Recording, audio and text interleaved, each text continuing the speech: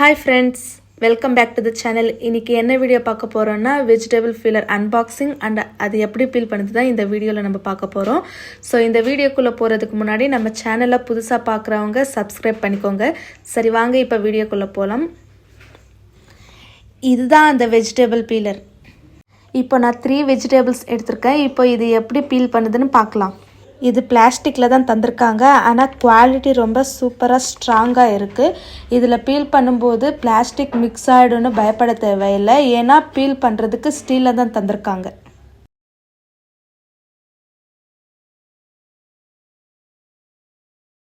First carrot தான் எடுத்துர்க்கேன். இப்போ இத பீல் பண்ணி பார்க்கலாம். இது மேலே இருக்கிற ஸ்கின்னை மட்டும் ரொம்ப நல்லாவே பீல் பண்ணுது. ரொம்ப ஈஸியாவும் இருக்கு. பீல் பண்ணது எல்லாம் மேலே ஸ்டோரேஜ் ஆயிருக்கு. இதை ஈஸியா நம்ம டிஸ்போஸ் பண்ணிக்கலாம்.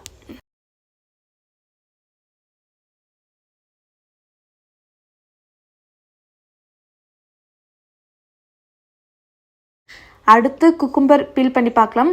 இப்போ நார்மலா நம்ம பீல் பண்ணும்போது வெஜிடபிள் ஸ்கின் எல்லாம் கீழே சிதறி கிடைக்கும். ஆனா இந்த ப்ராடக்ட்ல அதோட ஸ்கின் எல்லாம் இந்த கேப்ல ஸ்டோர் ஆகும். இதை ஈஸியா நம்ம டிஸ்போஸ் பண்ணிக்கலாம்.